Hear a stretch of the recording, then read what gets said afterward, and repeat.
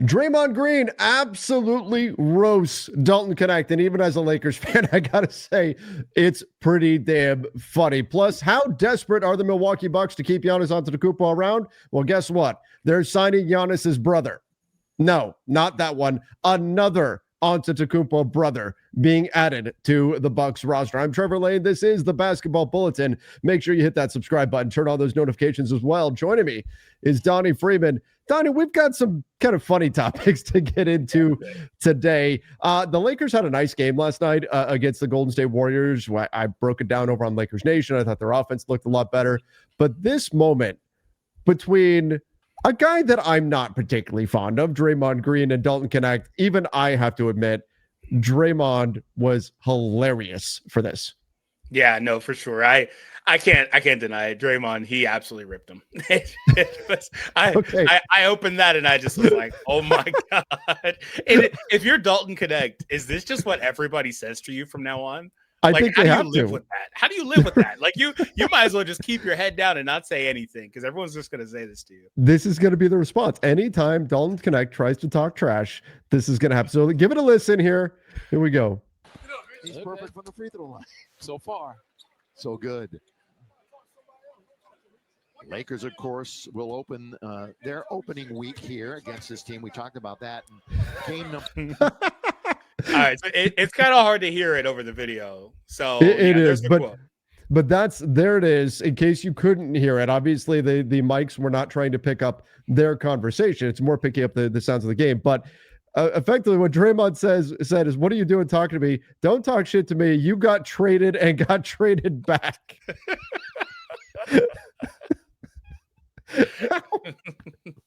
Like. The thing is, he's not wrong. Like there's no comeback for that. Like, what do you even say? Like, oh, you're right. My bad. Like, what do you say? Like, oh, I didn't do anything wrong. Like, I don't know what you say. Like, you got traded and traded back. Like, how do you feel about that? I mean, that wasn't Dalton Knecht's fault, to be fair. That was Mark Williams failing his physical. Some will say, well, the Lakers got cold feet. Whatever. It wasn't something because of Dalton Knecht, but he's not going to have that conversation right there on the court. He's not going to say, hey, blame Mark Williams. Like, there's no comeback to that.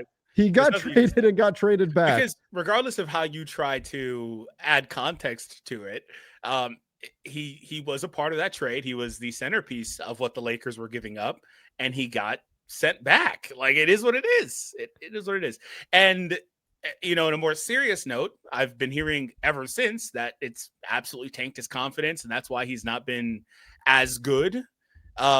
And I don't know if that jumping to that conclusion. Yeah, I've been hearing that ever since. I don't know if that is or isn't the case. I think he's had some good games sprinkled in there. I just think that his style of play is very volatile. But regardless, if you're Dalton, you're going to hear this consistently, I'd imagine, from everybody, because everybody saw what happened. Everybody saw you get traded, then get it rescinded. And then I don't know how you just got to learn how to cope with it. Like, it can't be something that bothers you after a while because you're just going to hear it. And then on that same topic, like, if you're Mark Williams, so you hear this as well, can you not talk shit either? Like, I don't, because people are going to be like, oh, you better shut up because you better not be over there. They turned you around and said, you better not be over there talking. I know that ain't who I think it is talking because you're the one that got traded. And they said, no. We don't want this guy. I do think it's worse for Mark Williams. Got traded, got to LA. They said, never mind, we don't want you. He went back to Charlotte. They pretended like they wanted him, but the first moment they could trade him, they traded him again and said, let's send him to Phoenix. Oh man, it's rough going in the NBA, particularly if you're part of that. Months is what it is. Like, brutal. You got traded back to back. And this is why now Mark Williams doesn't want just revenge against the Lakers. He wants it against the Hornets when he can get on the floor. By the way, Draymond Green also had this comment, which again was funny. Said free throws is 19-0 and LeBron and Luka on the bench. Incredible. Hey man, it's true. It's true. I was watching the game. I was like, damn. And you know what the funny thing is? Like, the disparity happens like that a lot. Like, you'll find that on any given night. But it seems like it happens a lot between these two teams specifically, and it's because of the contrasting play styles. It's very different play styles, absolutely. And you saw the Lakers were really putting an effort to get into the paint and all that. But if you're a Lakers hater, you're going to point to this and you're going to go, well, rigged. That's it. That's proof. It's over. All that. There was that stat a couple years ago where the Lakers were at the front of this, and it was like they were also the team that was best at drawing fouls and defended the best without committing fouls. And then the Warriors were on the other side of this, where they gave up a lot of fouls but didn't draw any fouls. So, like, when you put those two together, what do you expect to happen? Yeah, you're going to get, but still, people are going to point to that and say, see, the league is rigged, then it's all for the Lakers and all of that. Which, but if Luka and LeBron were in there, this would have been 35-0. Probably. Probably. All right. We also need to talk about the Milwaukee Bucks. Oh boy, getting desperate. We'll get to that next. Ever heard of the Sleeper app? Well, here's a little secret. It's more than just a platform for season-long fantasy leagues. This year, millions of users enjoyed playing fantasy sports on Sleeper. But the app offers so much more. There's live stats, real-time updates, and visualization on all stats. There's a news feed where you can get lightning-fast updates on your favorite players and teams, and a real-time chat where you can engage with other users about individual plays and performances during the NFL and NBA seasons. So download the #1 sports app and experience it yourself today.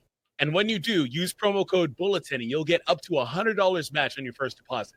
Terms and conditions apply. See Sleeper's terms of use for details. Currently operational in over 25 states. Check out Sleeper today. All right. And of course, Sleeper right now, I'll cut myself off there. Right now is a free $20 entry. No deposit needed. Go check them out. Again, use that promo code Bulletin.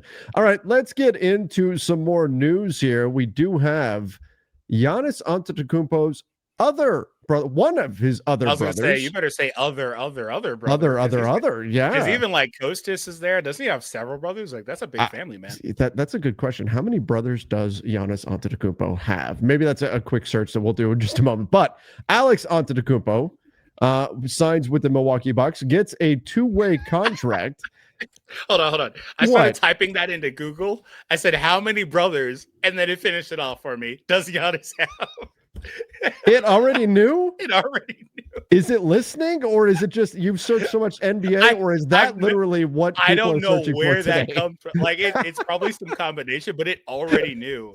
That's crazy. There's 4 brothers, by the way: Thanasis, Kostas, Alex, and Francis. Okay, so there's 5 boys, man. That's not going to be long till Francis is there too. Alex, so 3 of the 4 Antetokounmpos are Milwaukee Bucks players now, and he's on a 2-way contract. Is this all being done, do you think, just to keep Giannis happy and say, hey, stay in, if you leave us, you're leaving your family? Like, is that, how much of that do you think factors into the Bucks decision here? I mean, I don't want to take anything away from, Alex. Sure. Individually. Fair. But with that being said, I haven't checked him out as a prospect. Maybe he's a viable prospect. I don't know. But yeah, I mean, it's pretty obvious what they're doing here, considering they've had Thanasis on their books for 5-6 years, and he's never really turned into a consistent rotation player for them. I think, didn't they also sign Alex somewhere in there or not Alex, Kostas in there somewhere, like a little bit after the Lakers did? I believe they might have picked him up too. I believe so. Yeah. But I'd have to go back and fact check that. But I mean, it's pretty obvious what they're doing. They're just making him comfortable. So there's more. So Giannis has 4 brothers. So there's 5 brothers in total. Yeah, that's what I said. There's 5 boys. Yeah. I did the math wrong. It's Francis, Alex, Thanasis, and Kostas, and then Giannis. I left Giannis out of the mix. There's 5 of them. So yeah, like I said, I have to go back and confirm. But I mean, they're just trying to keep him comfortable. That's really all it is. And this is Alex in the G League. His stats, by the way. Okay. So he's been actually floating around for the last couple of years, huh? It has been a little bit. Played in 65 G League games, 37% from the field, 25%. And I'm rounding to get up from 3. I'm rounding up to get there. Averaging 5 points, 0.6 assists. Nothing that screams put me on an NBA roster right now. Yeah. Like I said, I don't want to take anything from him. He could be viable. Sure. Yeah. You don't want to just assume but this is the reality but this has got to be a factor in all of it. Now, as it tends to do, NBA Reddit went a little crazy with this, and I was dying, Donnie, when I read this. This is the NBA equivalent of having kids to save a struggling marriage. Giannis is living LeVar Ball's dream right now. And then please, Giannis, stay for the kids. Oh man, the internet is undefeated. That's what it all comes down to. But if this somehow makes some kind of a difference, and again, look what the Lakers have done with Bronny. Is Bronny an NBA player right now?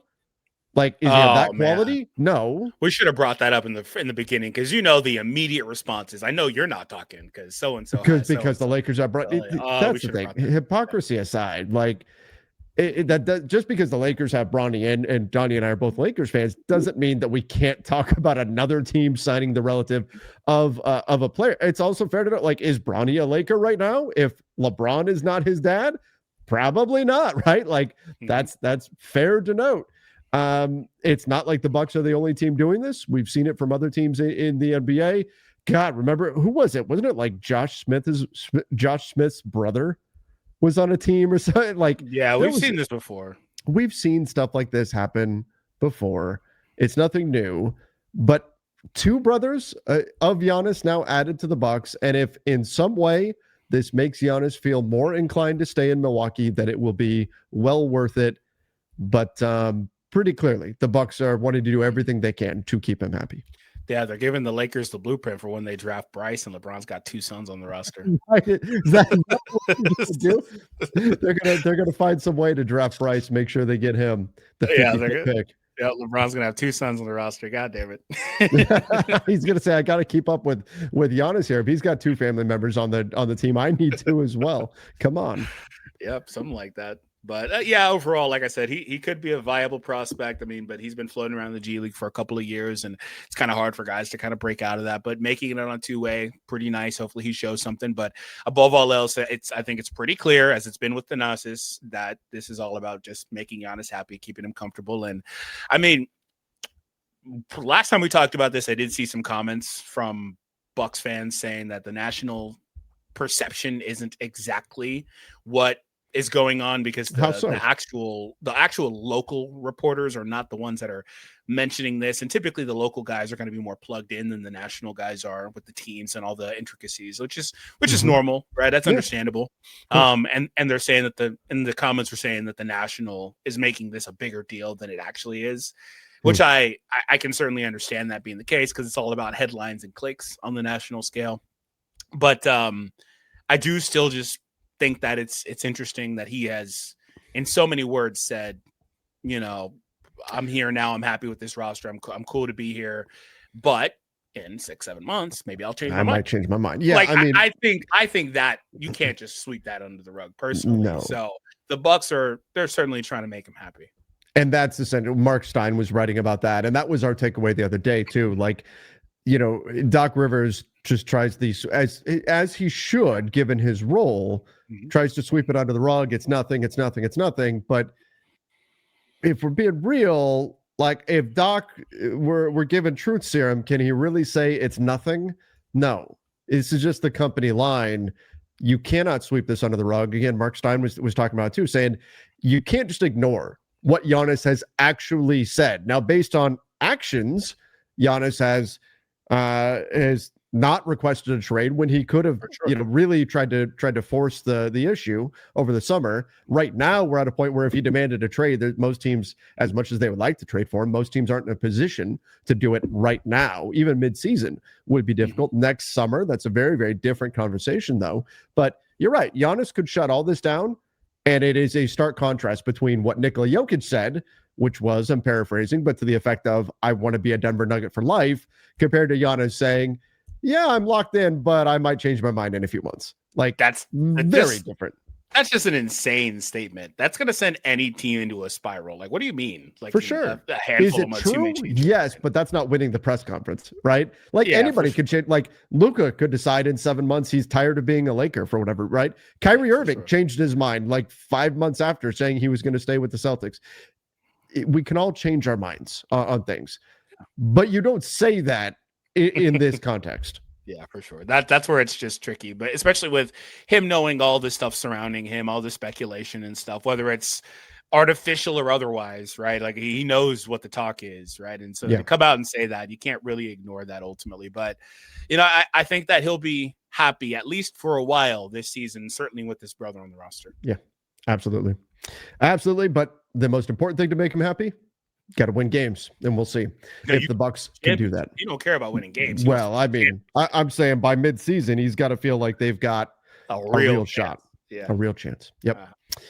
All right, everybody, give us your thoughts in the comments down below. Not the hardest hitting news today, but thought you might enjoy a little bit of lighthearted news that we got. But give us your thoughts in the comment section. Make sure you do subscribe right here to the channel. Till next time, everybody. See ya and stay safe.